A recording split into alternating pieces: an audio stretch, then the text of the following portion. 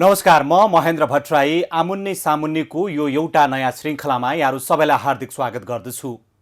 आज मेरा सामुन्नी हुनुहुन्छ नेकपा एमालेका एकजना नेता, केन्द्रीय सदस्य, ललितपुरका इन्चार्ज हरिकृष्ण व्यञ्जनकार। ललितपुर जिल्लामा पुरानो कम्युनिस्ट नेताका रूपमा परिचित व्यञ्जनकार एमालेको एकजना खम्बाका रूपमा हुनुहुन्छ।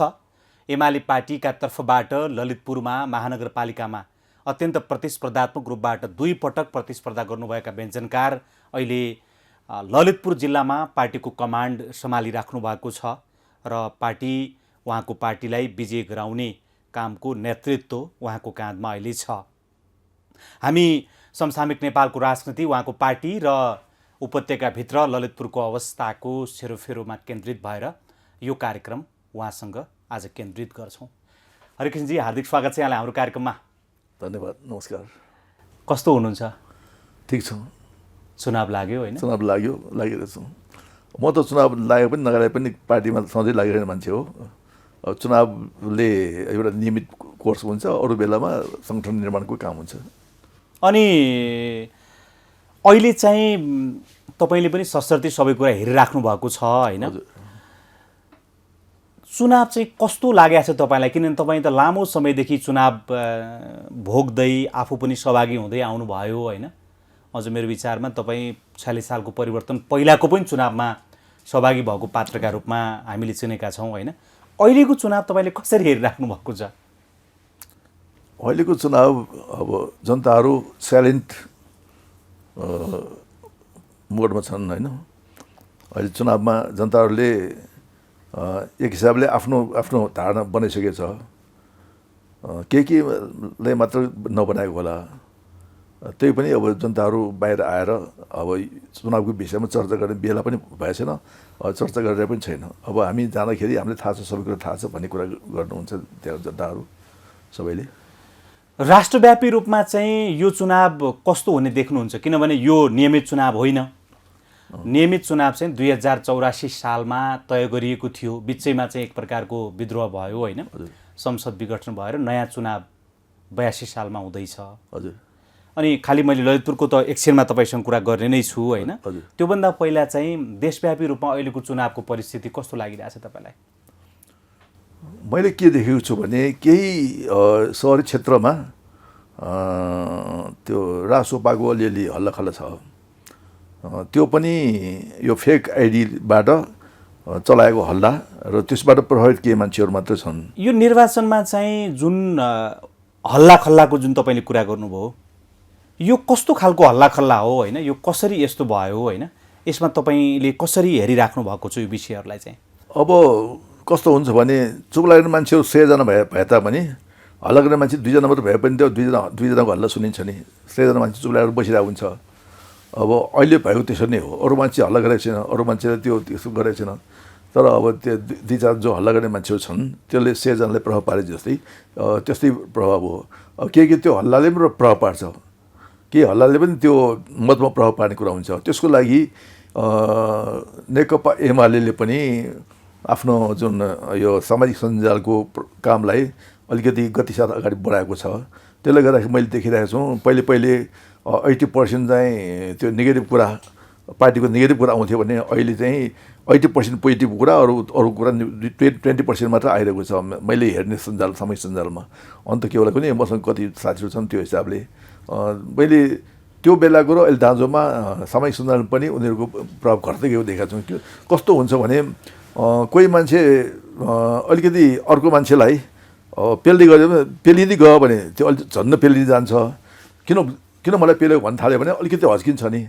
त्यस्तै सामाजिक सञ्जाल पनि त्यस्तै हो। हामीले कसैले गाली गर्दाखेरि यसो गाली नगर, अब नेकपा एमाले राम्रो पार्टी हो, यसले राम्रो काम गरेछ भन्ने कुरा त्यो लेख्दै गएपछि उनीहरू अलिकति पछाडि हट्दै गएको पनि हामी देखिरहेको छौँ। त्यो हिसाबले गर्दाखेरि यो चुनावमा अब एउटा हल्लाको भरमा लाग्ने मान्छेहरू त छन् नै, त्यसले के प्रभाव पनि पर्छ, तर खास प्रभाव पर्दैन।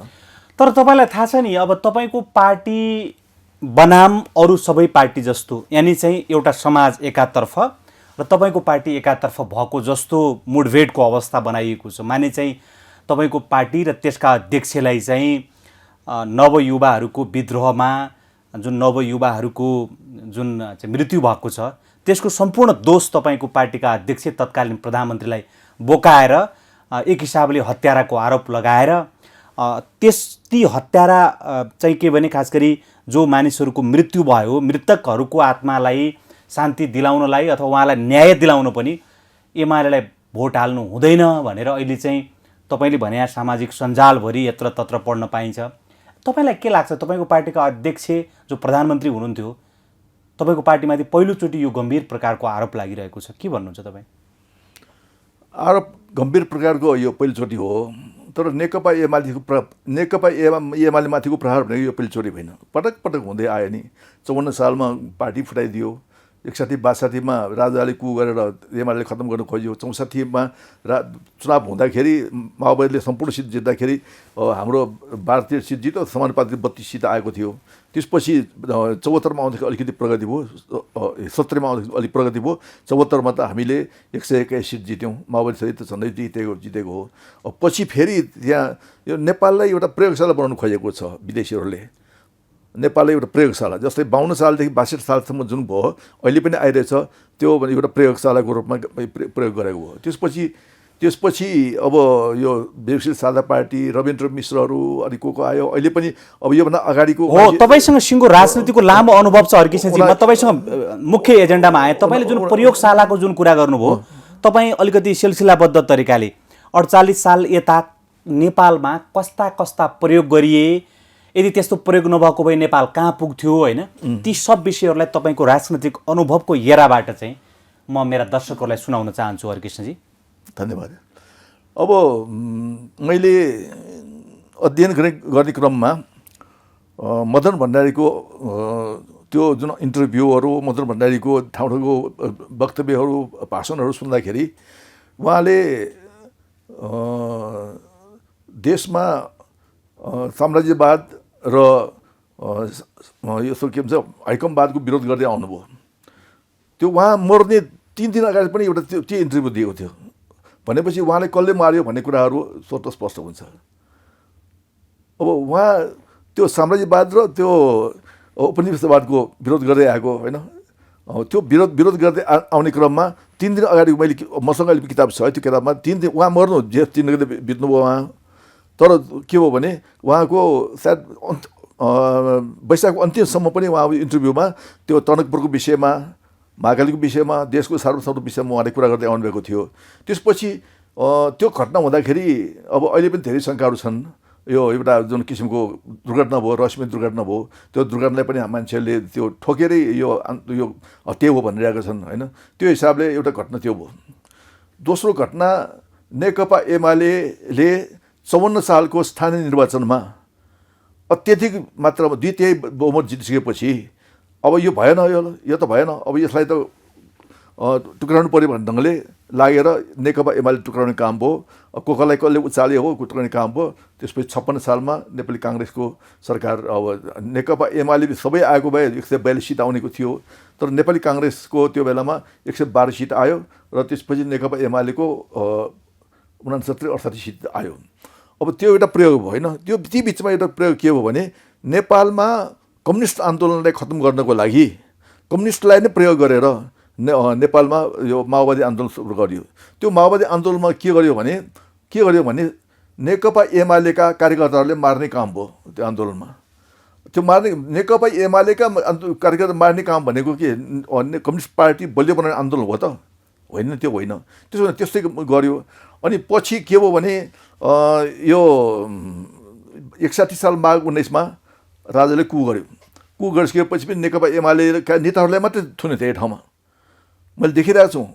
अब जस्तै कि हाम्रो कृष्ण गोपाल श्रेष्ठलाई लगेर थुन्यो। अब अरू नेताहरूले पनि नजरबन्द कसैलाई थुनेको अवस्था छ। अरू नेताहरू चाहिँ कोही बाहिर कोही भित्र छन्, त्यो नाम मात्रको भित्र रहेको अवस्था छ। भनेपछि नेकपा एमाले पनि त्यहाँ पनि टार्गेट गर्यो।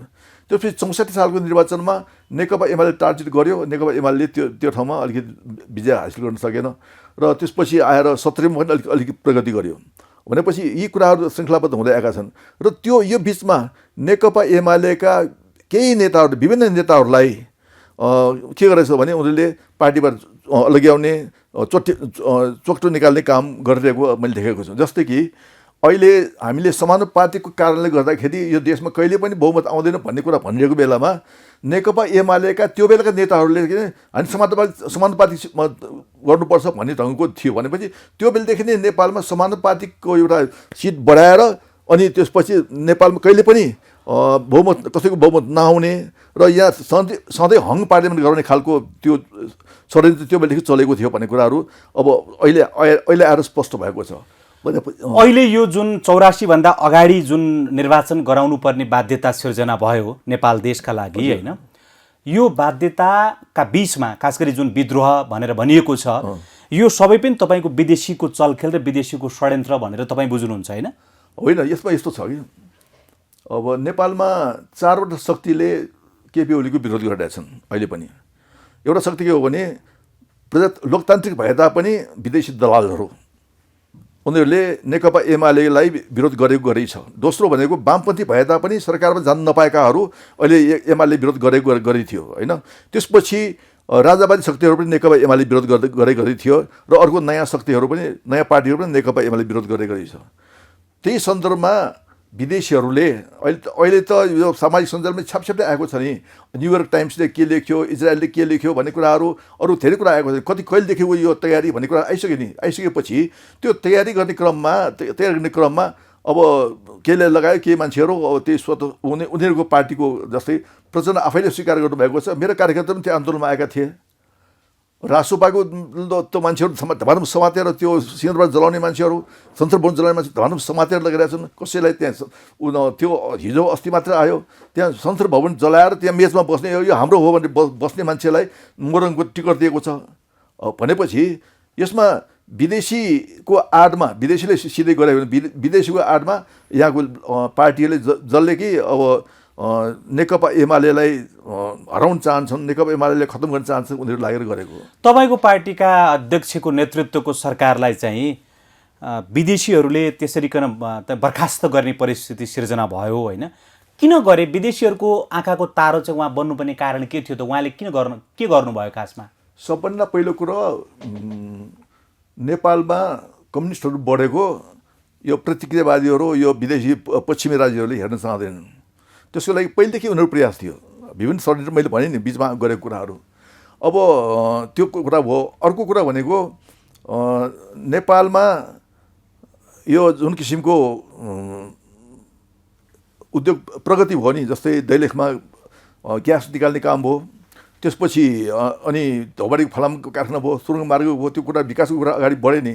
अहिले तपाईँले देख्नुभएको होला त्यो बेलामा त्यो दैलेखको ग्यास उत्पादन भनेको मङ्सिरदेखि सुरु गर्ने कुरा थियो। त्यो देशको लागि फाइदै थियो नि। प्रधानमन्त्रीले त्यो बेलाका भन्नुभएको थियो, त्यो योजना लागू गर्नुभएको थियो।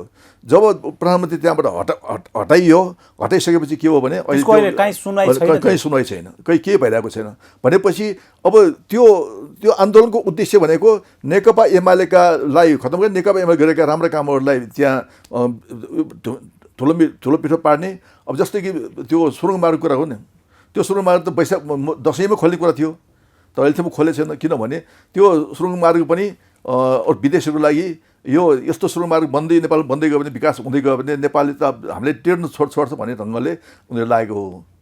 अब त्यो कारणले विदेशीहरूको पनि आडमा नेपालका एमाले कस्तो हुन्छ भने तपाईँ र मेरोमा अलि अन्तर्विरोध देखेपछि तपाईँलाई एकतर्फबाट उचाल्ने, मलाई एकतर्फ उचाल्ने काम हुन्छ। जस्तै कि 77 साल पौष 5 पछि के गर्यो भने झलनाथलाई केपी ओलीले आफू पार्टीको अध्यक्ष हुँदाहुँदै पनि संसदीय दलमा हराएको, केपी ओलीले हराएको त्यो कुरा लगाइदियो। तिमीलाई त हुँदाहुँदै पनि हराइदियो नि त्यो बेलामा।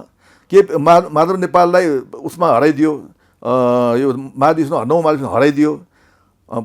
पुष्पकमल त पार्टीको कब्जा गर्न चाहेका थिए उसले त। भनेपछि अब त्यस्तो किसिमको एउटा के भन्छ बिचमा खाडल खडा गरेर अहिले पनि यो राप्रपा अथवा राजावादी शक्तिहरूलाई अथवा अर्को चाहिँ यो नयाँ पार्टीहरूलाई, अर्को चाहिँ यो कम्युनिस्टहरू भनाउँदाहरूलाई र अर्को कुरो लोकतन्त्रवादी भए तापनि कस्तो भने विदेशीको दलाल भएका मान्छेहरूलाई, शक्तिहरूलाई त्यहाँ प्रयोग गर्यो र यसरी यो आरोप लगायो, यसलाई हटाउने काम भयो। अब अहिले जुन यो हटाइसके पछाडि के गर्न खोजेका छन् विदेशी शक्तिहरूले, जसले चाहिँ अब ओली विरुद्ध तपाईँको चाहिँ के भने ओली त अब अत्यन्त तारो बनाइएको छ, उहाँलाई हत्याराको आरोप लगाइएको छ र अहिले भोटको प्याटर्न पनि तपाईँको चाहिँ प्रचारको प्याटर्न पनि चाहिँ त्यसरी नै अगाडि बढेको छ भने चाहिँ एमाले एकातिर र एमालेलाई चाहिँ हराउनुपर्छ भन्ने योजना त्यो अनुसारको प्रचार चलिराखेको छ होइन। अब यो सबैको विरोध चाहिँ एमालेप्रति हुनुको कारण के त? त्यो समन्वय गर्न सक्ने अथवा सबैलाई समझदारीका साथ अगाडि लैजान सक्ने दायित्व चाहिँ सक्नुपर्ने दायित्व तपाईँको पार्टीका अध्यक्ष जो प्रधानमन्त्री हुनुहुन्थ्यो उहाँको थियो नि, तर सबसँग विरोध गरेर सबसँग सिङ्गौरी खेल्नुपर्ने कारण के थियो? आफ्नै पार्टी पनि उहाँले चाहिँ कायम राख्न सक्नु भएन, तपाईँले अघि भन्नुभयो होइन। कैयन मान्छेहरूले छोडेर हिँडे, माधव नेपाल छोडेर हिँड्नुभयो, झलनाथ छोडेर हिँड्नुभयो, वामदेव गौतम छोडेर हिँड्नुभयो, भीमरावलाई निकालियो, थुप्रै एमाले बनाउन लागेका मानिसहरूलाई पनि उहाँले ठाउँ दिनुभएको छैन। यसो किन गरिएको होला? अब षड्यन्त्रका यो पानाहरू हुन्, षड्यन्त्रबाटै यो भएको हो। अब नेकपा एमाले एउटा ठुलो शक्ति, बलियो शक्ति हो। त्यो बेलामा 48 सालमा पनि माले आयो भन्दाखेरि मैले के भनेको थिएँ, अब यो एउटा बिरालो आएको भए कतै वास्ता गर्दै थियो, बाघ आएपछि त वास्ता गर्छ, बाघ आयो बाघ भन्छ नि। नेकपा एमाले एउटा बाघ थियो, नेकपा एमाले एउटा बाघ हो। त्यो भएपछि अब सबै सिद्धिन्छ भन्ने डरले सबैले गरेको, सबैले चाहिँ विरोध गरेर सबैले नेकपा एमाले कमजोर पार्न खोज्ने काम त गरिहाल्छ नि। मैले एउटा भनेको थिएँ कि एउटा ठुलो पसल छ, त्यो पसलसँगै अरू सानोतिनो पसल छ, त्यो सानोतिनो पसलले ठुलो पसल आफ्नो पसल किन्न आउँदैन, ठुलो पसलमा किन गएपछि त ठुलो पसलले यसको सामानै ठिक छैन, यसको व्यवहारै ठिक छैन, यसको सामान पुरानो छ भनेर उसलाई कमजोर पार्ने खोजिहाल्छ नि त्यो गर्ने मान्छेहरूले। तर नेकपा एमाले त्यस्तो ठुलो पार्टी कमजोर नभए जस्तै हाम्रो पार्टी, ठुलो पसल कमजोर नभए जस्तै हाम्रो पार्टी पनि कमजोर भइरहेको छ, झन्झन बढ्दै गएको छ हाम्रो पार्टी। त एउटा कुरा छ नि, अब यो जुन 48 यताका निर्वाचनमा तपाईँ पनि प्रत्यक्ष सहभागी हुनुहुन्छ, हेरिराख्नु भएको छ, पार्टीको कमान्ड सम्हालिराख्नु भएको छ, लागिराख्नु भएको छ, सम्हालिरहेको छु मैले। हो त त्यस्तो बेलामा चाहिँ चुनाव चाहिँ आजका जतिको चुनौती तपाईँको पार्टीलाई अरू बेला परेको थिएन है, किनभने 64 सालमा अहिलेको जस्तो यत्रो धेरै सामाजिक सञ्जालहरू बर्खेल्ती थिएनन्, सीमित मान्छेहरूको हातमा फोन थिए, धेरै फोन पनि थिएनन्। अनि यो बाहिर यस्तो माहौल छ, माओवादीको चाहिँ व्यापक सिट आउनेवाला छ भन्ने कुरा चाहिँ त्यस्तो धेरै जानकारी थिएन। त्यो भएर त तपाईँको चाहिँ चुनाव नर्मलै थियो, यद्यपि त्यहाँ धेरै ग्यापका बिचमा चुनाव हुँदै थियो होइन, त्यो एउटा फरक पाटो थियो। तर अहिलेको यो चुनाव चाहिँ असाध्यै चुनौतीपूर्ण छ है एमालेका लागि। तपाईँलाई कस्तो लाग्छ? तपाईँहरूलाई चाहिँ दुईवटा कारणले चुनौतीपूर्ण छ हो, त्यो स्वीकार गर्नुपर्छ। एउटा कारण के हो भने भाद्र 23-24को जुन दाग हो त्यो दाग लगाउनु खोजेको छ। त्यो दाग नेकपा एमाले माथि लगाउनु पर्ने दाग होइन, त्यो दाग त जसले अस्ति जिम्मा लिइसक्यो, यो जेएनजी आन्दोलनको जिम्मा हामी लिन्छौँ भनेर 7 बुढे 6 बन्द गरेर लिइसक्यो, तिनीहरूले त्यो दाग लगाउनु पर्ने। नेकपा एमाले माथि दाग लगाएको छ, त्यो दाग लगाउनु पर्ने, उतापट्टि दाग लगाउनु पर्ने, नेकपा एमाले दाग लगाएको छ। त्यो दाग लागेको कारणले त्यो दाग त्यो कस्तो हो भने मान्छे तुरन्तै अब त्यो दाग अब हो कि होइन हो कि भन्ने ढङ्गले लागिरहेछन्। त्यो पखाल्न तपाईँहरूको सारा मेहनत परिराखेको छ। हाम्रो पखाल्न खोजिरहेको छौँ, पखाल्न मेहनत परिरहेको छ। एउटा कुरो त्यो हो, त्यो पखाल्न पनि टाइम लागिरहेछ। अहिलेसम्म हामीले सबै पखाल्न सकेको छैनौँ। मान्छेहरूले भन्छन् अहिले पनि बच्चाहरूलाई मार्यो भन्ने कुरा अहिले पनि भन्छन्। यद्यपि तपाईँहरू भन्नुहुन्छ त्यो चाहिँ जसले जिम्मा लिए आन्दोलनको उहाँहरूप्रति लाग्नु पर्थ्यो होइन? त्यो त जिम्मा लिइसकेपछि उहाँहरूप्रति लाग्नु पर्ने होइन त। जिम्मा लिइसकेपछि उहाँहरूपट्टि लाग्नुपर्ने होइन। बच्चाहरूलाई, त्यो सानो बच्चाहरू जो चाहिँ स्कुल ड्रेसमा आएका छन् उनीहरूलाई आन्दोलनमा लाने हो, उनीहरूलाई चाहिँ ठेलेर त्यहाँ संसद भवनतिर त्यहाँ भड्काउ भनेर लाने हो। अनि त्यसपछि के गर्छ त्यहाँ मान्छेहरूले, त त्यहाँ पुलिसहरूले के गर्छ त्यो हुन्छ। अर्को एउटा कारण के हो भने पहिल्यैदेखि नै धेरै मान्छेले तर्क गर्छन् नि, सिंहदरबार जल्न दिने जल्न देऊ, संसद भवन भत्काउन दिने भत्काउन देऊ, तर मान्छे नमार्नु पर्थ्यो भनेर भन्छन् नि। यो सही कुरा हो? त्यो भने अब अहिले पनि तपाईँको चाहिँ के भने सेनाको हेडक्वार्टर छ, त्यसमा कसैले गएर आगलागी गर्छु भनेर भन्यो भने सेनाले चाहिँ छोड हुन्छ बाबुलो लगाऊ भनेर भन्नुपर्ने हो कि के हो? त्यो भनेको आफ्नो मात्र तर्कमाथि पार्ने मूर्खतापूर्ण कुरा हो। सिंहदरबार अब अघि बिहान पनि मैले सुन्दै थिएँ, सिंहदरबारको विषयमा कुरा सुन्दै थिएँ। सिंहदरबार एउटा भवनको कुरा होइन यो, 10औँवटा भवन बनाउन सकिन्छ भन्ने कुरा हो। भवनको कुरा मात्र होइन कि अरू कुरा पनि छन्, तर त्यो अहिले 1 वर्ष मर्मत गरी देखाउ त त्यसलाई। त्यो 10औँवटा होइन, सीटमा जसले बनाउन बनाउन चाहिँ- सकिन्छ त्यसका विरुद्ध मान्छे मार्न मिल्दैन भनेर जुन भनिराखेको छ, त्यसो भए त राज्य विहीनताको अवस्था सिर्जना गर्न खोज्यो भने राज्यसँग त त्यही त सुरक्षाको तपाईँका चाहिँ अङ्गहरूसँग मैले भन्नु उनीहरूसँग खोजेको के हो? तपाईँको चाहिँ के मैले- भने मैले भन्नु खोजेको- हतियार हुन्छ। त्यो मैले भन्नु खोजेको चुनौती आयो, राज्यमाथि चुनौती आयो, आफूमाथि चुनौती आयो भने त उनीहरूले त्यो प्रयोग गर्छन् होइन र? त्यो त गर्छन् नि राज्यले मात्र अरूले पनि गर्छन्। नभए राज्य किन चाहियो भन्न खोजेको? जस्तै कि कसैको घरमा कसैले त्यहाँ आगो लाउन गयो, त्यहाँ मान्छे घरमा बसिरहेछन् है, बसिरहेछन्, नलाउ भन्दा पनि लाउन आयो भने उसले प्रतिकार गर्छ नि। प्रतिकार गरिहाल्छ नि। उसले खुकुरी छ कि अब तरबार छ कि लिएर आइहाल्छ नि, उसलाई खुकुरी तरबार लिएर आएपछि ज्यानको माया गर्छ त, मान्छे पनि मर्न सक्छ भनेपछि एउटा घरकोले त्यस्तो हुन्छ भने देशको सम्पत्तिमा त्यो पुलिसले गोली चलाउनु पर्ने अवस्था सबभन्दा पहिले सिंहदरबार संसद भवन गर्दाखेरि गोली चलाएको थियो। अब पछि त अब त्यो शान्ति सुरक्षा नै पुरै चलाएर बसेपछि त सबै गर्ने भइहाल्यो। होइन, पछि त अब पुलिसले गरे होइन कि आफै उनीहरू कोही होइन, जलेर त्यही मरे, त- कोही केही भए। त्यही त शान्ति सुरक्षामा कसैले पनि चासो नलिएपछि, जस्तो कि मैले भन्ने गरेको छु, सिंहदरबारमा त्योभन्दा अगाडि पनि म गइरहन्थेँ त्यो उतापट्टि पश्चिम गेटमा। पछि जाँदाखेरि पनि त्यहाँ के हुन्थ्यो भने मान्छेहरू पुलिस हुन्थ्यो, आर्मी हुन्थ्यो, हामीलाई रोक्थ्यो त्यहाँ। त्यो दिन त्यो घटना भएको दिन चाहिँ 7-8 जना डाङडुङ गऱ्यो, ढोका हल्लायो, छोडिदियो सबैले। त्यो पुलिस के पनि थिएन, आर्मी कोही पनि थिएन त्यहाँ। मैले राम्रोसँग हेरेँ, अहिले पनि छ मसँग हेरेर, त्यो केही थिएन। अनि एकजना मान्छेले हाम्रो लिएर ताल फुटाएपछि भित्र गयो। आफ्नै राज्यमाथि तपाईँ त उपत्यकाभित्रको रैथाने बासिन्दा होइन, यस्तो राज्य विहीनताको अवस्था आफ्नै राज्यका संरचनाहरूलाई निकम्मा बनाउनलाई चाहिँ तपाईँले भनेका जुन निकायहरू छन् नि, उहाँहरूले किन हात उभ्याइदिएको होला नि खासमा? अब त्यस्तो छ, यो उनीहरूको उद्देश्य त्यो होइन होला, तर जो अगाडि बढेका छन्, टिओबी भन्छन्, को अगाडि बढेका छन् नि, उनीहरूले गर्यो। अनि त्यसको पछि लाग्ने मान्छेहरू जो अब मैले के देखेको छु भने, मैले के थाहा पाएको छु भने, पहिले एक ग्रुप गयो कुनै ठाउँमा, अरू ठाउँमा पनि एक ग्रुप गयो, त्यहाँ ढुङ्गा हान्यो, पछि अर्को एक ग्रुप गएर त्यहाँको सबै चोरेर लग्यो, कम्प्युटर सब चोरेर लग्यो, पछि आगो लगाइदियो।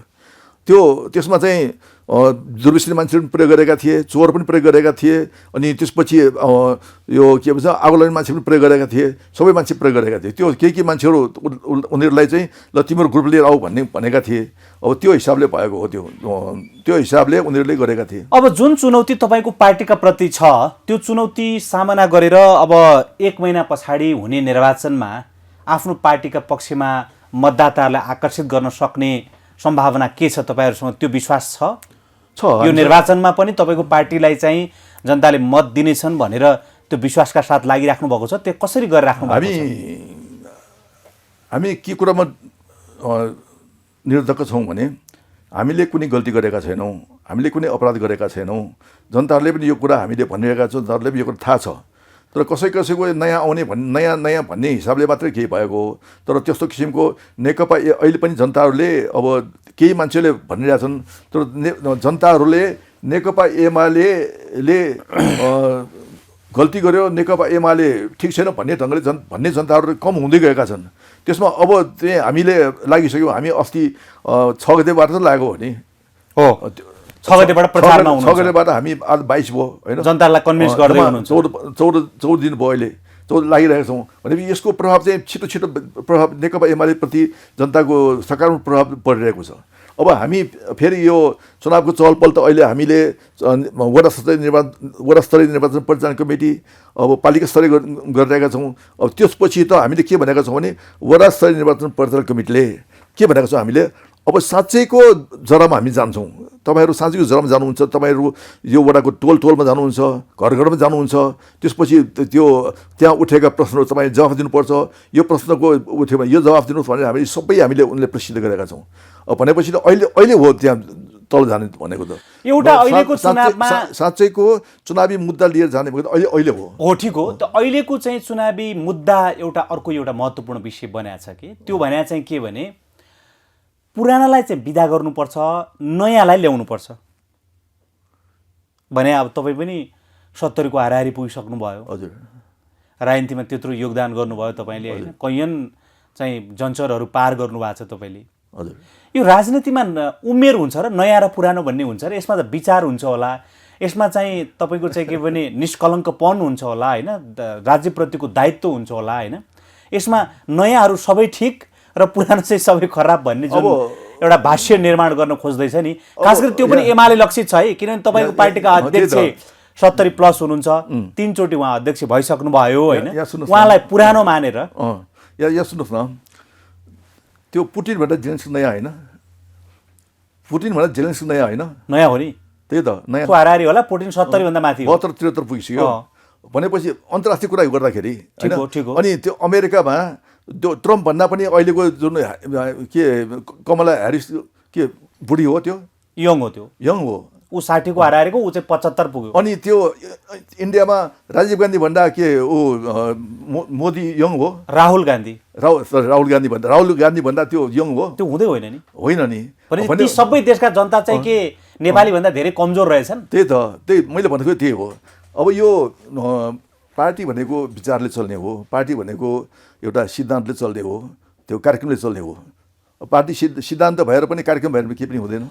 तपाईँले चाहिँ दृष्टान्त पनि दिइहाल्नु भयो होइन, विश्व राजनीतिको दृष्टान्तमा चाहिँ उमेरको अर्थ छैन भनेर। किनभने विश्वका शक्तिशाली देशहरूको बारेमा तपाईँले बताउनु भयो, अमेरिकाको उदाहरण दिनुभयो, रसियाको दिनुभयो, भारतको दिनुभयो, र उत्तर छिमेकी चीनको तपाईँले दिनुभयो। म तपाईँलाई जोड दिन्छु, त्यहाँ पनि 75 कै हाराहारीको मान्छेले देशको राष्ट्रपति हुनुहुन्छ भने चाहिँ नेपालमा मात्रै तपाईँको पुरानाले भएन, नयाँ चाहिए हो कि अरू त्यो देशमा चाहिँ किन चाहिएन होला होइन? नेपालमा ल्याएको हावा ल्याएको हो। जस्तै कि अहिले कुरा गर्ने हो भने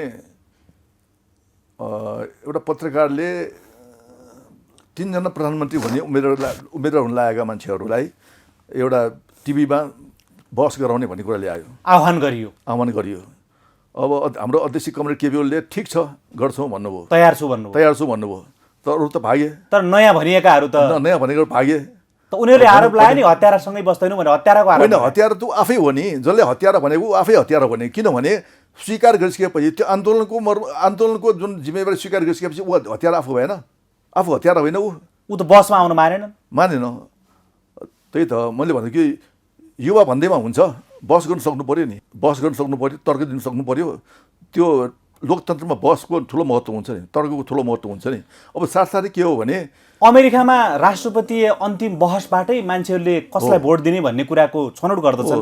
अब पुरानो हो, उहाँले केही पनि गर्न सक्नु भएन भने त बसमा जानु पर्दैन नि होइन? पर्ने थियो। म पनि जेसिसमा केही समय काम गरेँ। के हुन्थ्यो जेसिसमा अध्यक्ष मान्छेहरूलाई 2 जना 2तिर राखेर, त्यो पनि पारदर्शी जुन ऊ हुन्छ नि रोस्टरमा राखेर 2 जनाको कुरा गराउँथ्यो। कसको खुट्टा अलिक डगमगाएको छ, के भएको छ त्यो गराउँथ्यो होइन। गराउँदाखेरि अनि उनीहरूमध्ये सबभन्दा अब त्यहाँ हेर्छन् सबै त्यहाँ सदस्यले भोट मतदाता हेरिसकेपछि कसको राम्रो छ त्यसलाई भोट हाल्छन् कि। बसको ठुलो महत्त्व हुन्छ नि लोकतन्त्रमा, बसको ठुलो महत्त्व हुन्छ नि। त्यो त तानासा मात्र त्यो बस हुँदैन, के भयो चुला भनेपछि पुगिहाल्छ नि। र अर्को कुरो भनेको विकास निर्माणको सवालमा मैले भन्ने गरेको छु, के हो त तिमीहरूको भिजन के हो, विकास निर्माणको भिजन के हो? एउटा भिजन हुनु पऱ्यो नि। के हो देश विकास भिजन के हो भन्दाखेरि भन्न सक्दैन। होइन सुन्नुहोस् है, अब यो बाइस पनि हुन सक्ला अब यो दर्शकहरूका लागि होइन, तर म यो तपाईँलाई नै जोडिरहेको छु होइन। यो अन्तर्वार्ता खासमा तपाईँले भने जुन सन्दर्भमा चाहिँ कहाँनिर जोड्न सकिन्छ भने, यदि केपी ओलीले बच्चा मारेको आरोप लगाएर उहाँसँग एउटै मञ्च सेयर गर्न अर्को पार्टीका प्रधानमन्त्रीका उम्मेदवार तयार हुनुहुन्न भने उहाँको निर्वाचन क्षेत्रमा उहाँसँगै प्रतिस्पर्धा गरेर चाहिँ किन तयार भएको? त्यो हतारसँग म प्रतिस्पर्धा गर्दिनँ, अरू निर्वाचन क्षेत्रमा जान्छु पनि भन्न सकिन्थ्यो नि होइन? यो कुरा धेरै आइसक्यो होइन, बाहिर पनि धेरै कुरा आइसक्यो। अब मैले यसलाई नभनेको मात्रै हो। यो मैले भनिदिएँ, तपाईँले भन्नु परेन यसमा। र अरू थप म तपाईँसँग कुरा गर्न चाहेँ अब चाहिँ लोकल लेभलको होइन, किनभने तपाईँले मैले राष्ट्रिय राजनीतिका केही विषयहरू तपाईँसँग उठाइसके पछाडि अब तपाईँको जुन जिम्माको क्षेत्र छ यो राष्ट्रिय सन्दर्भ बाहेक अब ललितपुर जिल्लामा चाहिँ तपाईँ इन्चार्ज हुनुहुन्छ। हजुर। त ललितपुरमा चाहिँ तपाईँको पार्टीको अवस्था के हो? किनभने तपाईँको आफ्नै निर्वाचन क्षेत्र भएको निर्वाचन क्षेत्र नम्बर 2 त लामो समयदेखि कम्युनिस्टको गढ नै भनेर भनिन्छ। यस अगाडि पनि तपाईँको पार्टीले चुनाव जितेको छ त्यहाँ, पहिले पनि तपाईँकै पार्टीका मान्छेले चुनाव जित्दै आएका छन्। अहिलेको परिस्थिति के हो र सिङ्गो ललितपुरमा चाहिँ तपाईँले कसरी कमान्ड गरिराख्नु भएको छ पार्टीलाई चाहिँ, के छ स्थिति? यो मैले अघि नै सुरुमा राष्ट्रिय चुनावको विषयमा मैले कुरा गरेँ नि, त्यो ललितपुर पनि त्यस्तै किसिमको छ। ललितपुरमा के छ भने मान्छेहरू सबै यो कम्युनिजमको त्यो मतलब भावनाले प्रेरित भएको मान्छेहरू छन्। अब बाहिरबाट केही मान्छेहरू अहिले महालक्ष्मीतिर बस्न आएका छन्, त्यहाँ पनि धेरै जसो कम्युनिस्टहरू यहाँ आएका छन्, वामपन्थी विचार भएका मान्छेहरू आएका छन्। भनेपछि वामपन्थी विचार भएका मान्छेहरूको बाहुल्य त्यहाँ छ, खास गरी 2 नम्बर क्षेत्रमा। 2 नम्बर क्षेत्रमा अहिले 2 नम्बर कुरा गर्दैछु म है। पहिला सिद्धिलाल सिंहले नेतृत्व गरेको पछि कुरा गर्नुलाई 3 नम्बरको पछि कुरा गर्नुलाई 2 नम्बरमा त्यस्तो छ। अब मान्छेहरू के भन्छन् भने मैले अघि भने जस्तै अब नेपाली काङ्ग्रेसको त्यत्रो किसिमको हल्लाखल्ला छैन, नेपाली काङ्ग्रेस त्यस्तो भनेको छैन। हुन त ऊ पनि बलियो शक्ति हो, अब मान्नुपर्छ, त्यसलाई मान्नुपर्छ, त्यस्तो छैन। तर अहिले त्यो जुन अहिले नयाँ आएको छ नि पार्टी, उसले चाहिँ हल्लाखल्ला गर्ने गरिरहेछन्। त्यो हल्लाखल्ला भनेको मैले अघि भने जस्तै 200 जनाको भिडमा 2 जना मान्छेले हल्ला गर्दाखेरि 200 जना चुप्लाएर बस्यो भने त्यो हल्ला गर्ने मान्छे नै बढी हुन्छ, चोरको स्वर सुनिन्छ। त्यस्तै अहिले पनि त्यही भएको हो, उनीहरूको छैन, केही पनि छैन। किनभने एउटा कुरो त अब वामपन्थी किल्ला हो, दोस्रो कुरो भनेको अहिलेको उम्मेदवार प्रेमबहादुर महर्जन भन्ने मान्छे त अब वामपन्थी पहिलेदेखि बच्चैदेखि वामपन्थी भएर अगाडि बढ्दै आएको, विकास निर्माणकै काममा अगाडि बढ्दै गएको, 2 पटक राष्ट्रिय भइसकेको मान्छे, ज्याफो समाजको अध्यक्ष भइसकेको मान्छे होइन। अब त्यो ज्याफो समाजको अध्यक्ष भएर काम गरेको मान्छे, त्यसो भएको हुनाले अब यो सामाजिक काममा अग्रसरै मान्छे हो। अर्को कुरा पहिले 79मा जितेको मान्छे, पुरा कार्यकाल भएन, त्यहाँ पुरा कार्यकाल भएन, तर त्यो अवस्थामा राम्रोसँग काम गरेको व्यक्ति हुनुहुन्थ्यो होइन। त्यो हिसाबले कुनै किसिमको दाग छैन उहाँलाई। उहाँले जनताको कुरा अटेर गर्नुभयो, आफ्नो जुन एउटा घोषणापत्र विरोधी काम गर्यो अथवा उहाँले कुनै आर्थिक अपचल गर्यो, कुनै दाग छैन उहाँले। भनेपछि उहाँलाई जनताहरूले निकै माया गरिरहेका छन्। अब केही मान्छेहरू त विरोधी भइहाल्छन्। अब 2 नम्बर क्षेत्रकै बारेमा हामी छौँ होइन। 2 नम्बर क्षेत्रमा प्रेमबहादुर महर्जन अथवा तपाईँको पार्टीलाई विजय गराउनु पर्ने कारणहरू के छन्? किनभने केही पनि गरेन पुराना पार्टीले भनेर भनिएको छ होइन। अब संयोगवश म पनि फेरि तपाईँकै निर्वाचन क्षेत्रमा बसोबास गर्ने स्थायी बासिन्दा हो है, बाइ द वे होइन। त्यहाँ के भएको छ? तपाईँको पार्टीले निरन्तर जित्दै आउँदा के विकास भयो त? अब ललितपुरको 2 नम्बर क्षेत्र भनेको एक हिसाबले सांस्कृतिक क्षेत्र पनि हो, पुरानो सहर पनि छ, त्यहाँ छ। नयाँ बस्तीहरू महालक्ष्मीमा पनि छन्। महालक्ष्मी पनि पुरानो लुबु, अनि त्यसपछि चाङ्गाथली, सिद्धिपुर जस्ता पुरानो ठाउँहरू पनि छन्। त्यहाँको संस्कृति बचाउने काम पनि नेकपा एमालेको पहलमा भइरहेछ।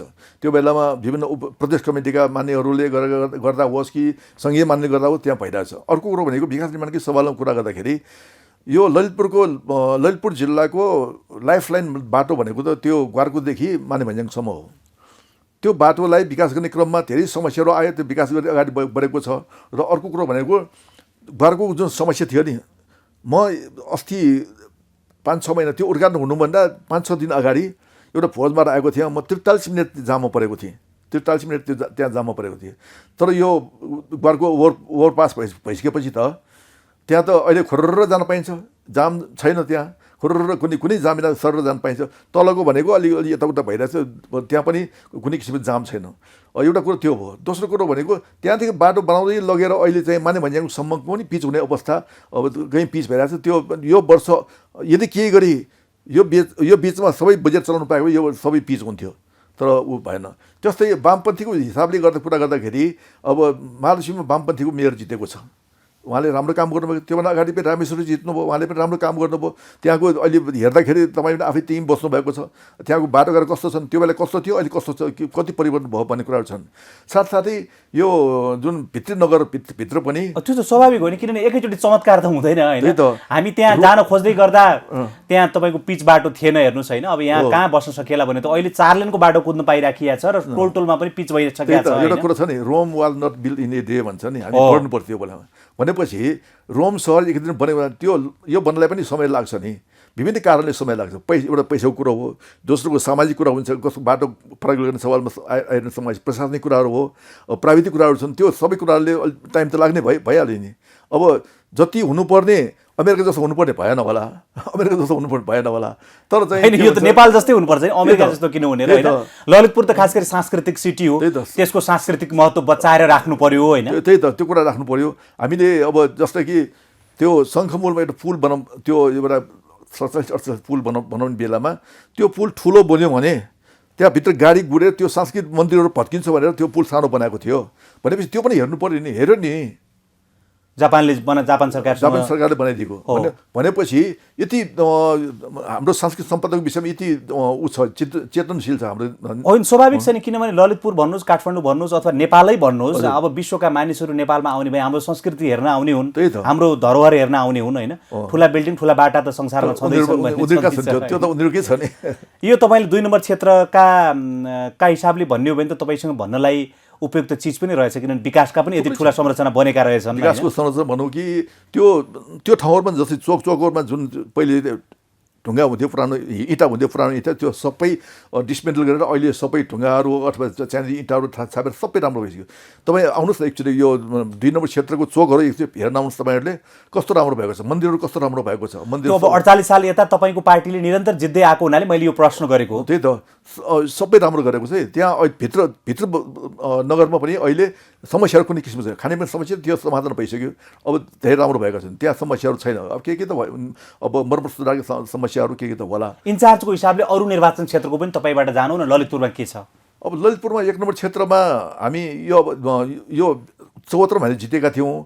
अब 79 मा गठबन्धनले हामीले हार्नु पर्यो। अब यसपालि चाहिँ हाम्रो राम्रो छ। अहिले हाम्रो त्यहाँबाट सबै कुरामा राम्रो भइरहेछ। त्यो पार्टीका कार्यकर्ताहरू पनि पुरै लागिरहेछन्। त्यो पालिका कमिटीहरू पुरै लागिरहेछन्। निर्वाचन गोदावरी नगर कमिटी छ, त्यहाँ पुरै लागेको छ। त्यहाँ एउटा जम्मा 3टा गाउँपालिका र एउटा नगरपालिका छ।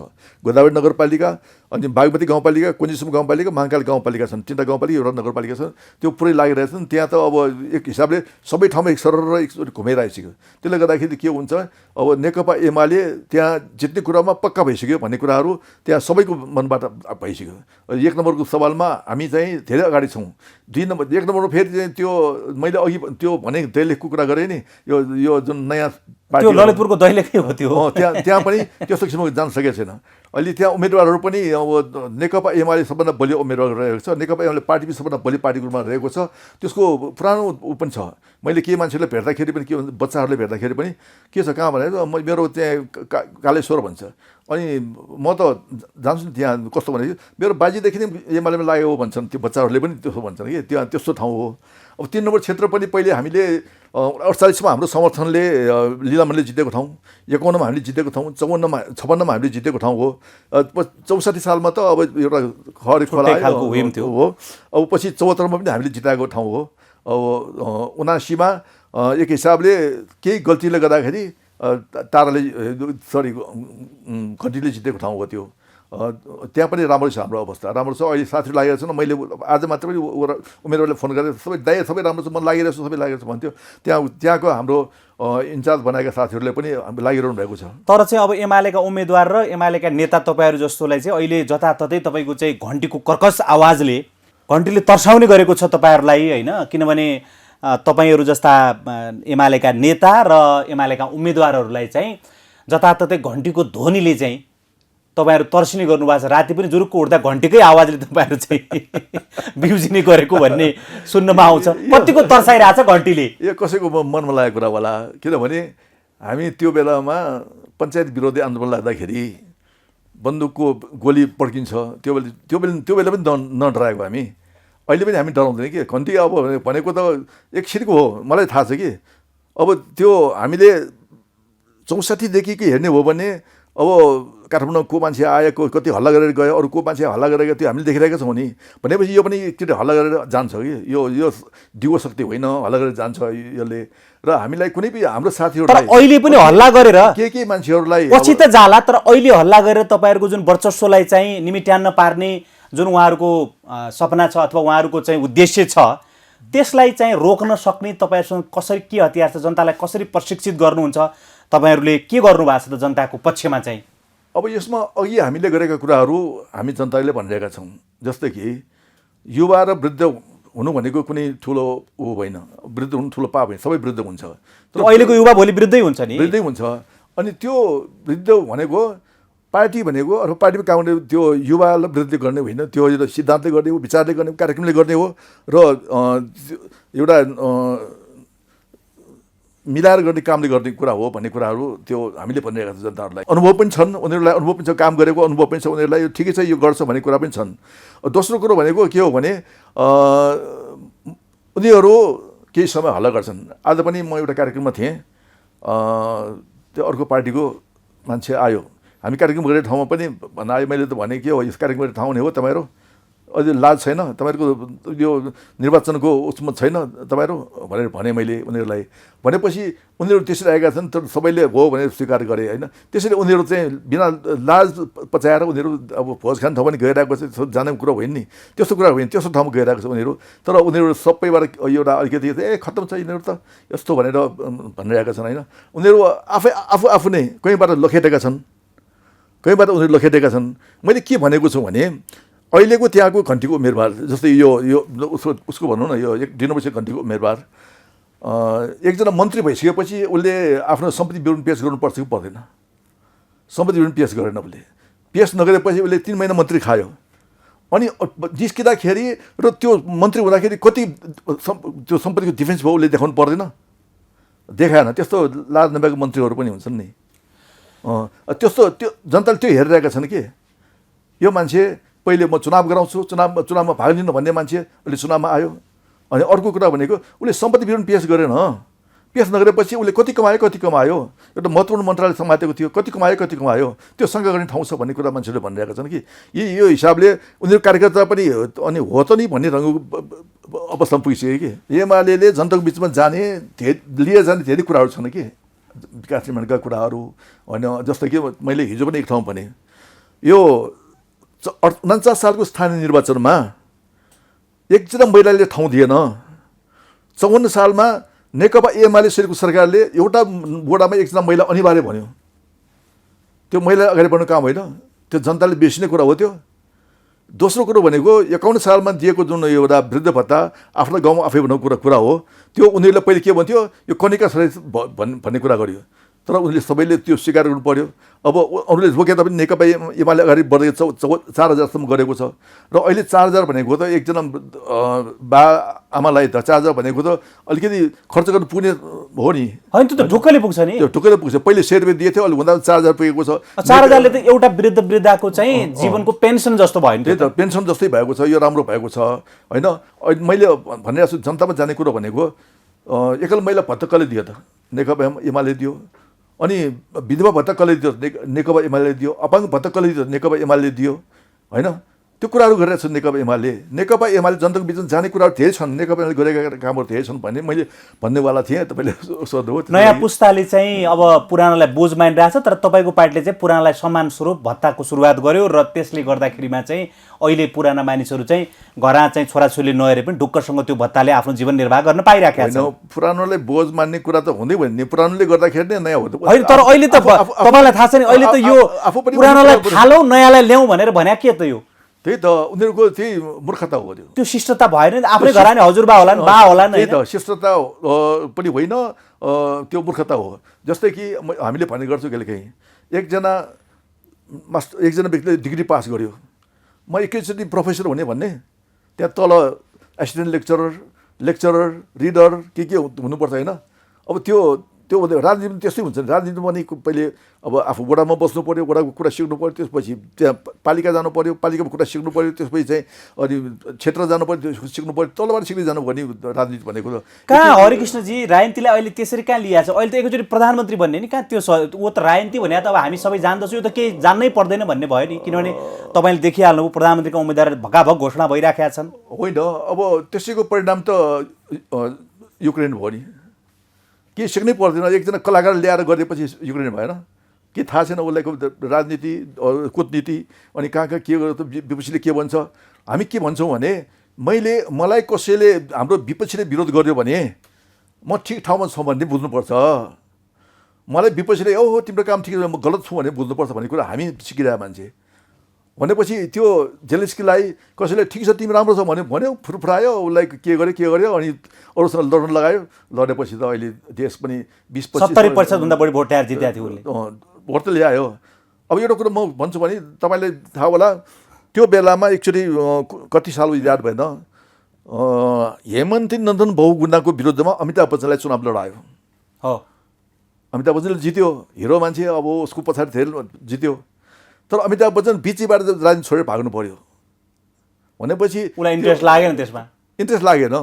भनेपछि यस्तो हुन्छ, यो तलबाट नआइकन गर्दाखेरि यस्तै हुन्छ कि। तपाईँले सन्दर्भ ल्याउनु भयो होइन, महानगरपालिकाको जस्तो नेतृत्व गरिरहेको मान्छे पनि बिचैमा छोडेर प्रधानमन्त्री बन्ने हिँडेको छ नि फेरि हामी कहाँ पनि। त्यही त त्यो हुँदाखेरि पनि त्यो पनि कम जिम्मेवारी हो नि, प्रधानमन्त्रीभन्दा बढी विकास गर्न सक्ने एउटा महत्त्वपूर्ण ठाउँ छ नि राजीनामा त्यो दिएर पनि। जाँदाखेरि पनि उसलाई पाएको 62-63 भोट पाएको थियो उसले। अनि त्यसपछि उसको कर्मचारीहरू, त्यहाँको वडा अध्यक्षहरू, नससहरू अथवा त्यहाँको अरू सबैलाई केही नभनिकन खुरुक राजेन्द्र खुरुक भागेर झाप गएको होइन। राजीनामा पनि आफूले दिए होइन, वारिस बुझाएर पठायो। पठायो भनेपछि मैले महानगरपालिकामा काम गर्न खोजेँ, यसरी काम गरेँ, राम्रो काम गरेँ, तपाईँहरूलाई धन्यवाद। अब त्यहाँ वडा अध्यक्षलाई धन्यवाद, उपमेयरलाई धन्यवाद दिनुपर्ने कुरा कहाँ कहाँ कहाँ हो के हो। हामीले त के गर्छौँ भने तपाईँलाई छ नि मसँग तपाईँको इन्टरभ्यू अलिकति टफ भए तापनि के हुन्छ छुट्ने बेलामा थ्याङ्क यू भन्छौँ नि होइन। त्यो एउटा सामान्य त्यहाँ कर्सी हो। कर्सी हो, त्यो कर्सी पनि मेन्टेन नगर्ने, त्यस्तो नजान्ने मान्छे अब त्यहाँ जाँदाखेरि पनि 10,000 पैसा पनि लिएर नगएको मान्छे। भनेपछि अब त्यस्तो मान्छेले प्रधानमन्त्री हुन्छु भनेर जाँदाखेरि त्यो जेलेसी जस्तै हुन्छ, त्यो त देखिसक्यो नि। भनेपछि यो जुन चर्चा परिचर्चा र तपाईँको मोबाइलभरि जसको अहिले तपाईँले प्रचार देखिराख्नु भएको छ, निर्वाचनको ब्यालेटमा पुगुन्जेलसम्म चाहिँ तपाईँ यी सबै भ्रमहरूलाई चिर्न सक्षम हुनुहुन्छ होइन? सक्छौँ हामी पुरा सक्छौँ। हाम्रो टिम छ, त्यही अनुसार सक्छौँ। हामी त प्रेसन दिँदै आएर छौँ, त्यस्तो प्रेसन हामी दिन्छौँ जनताहरूलाई।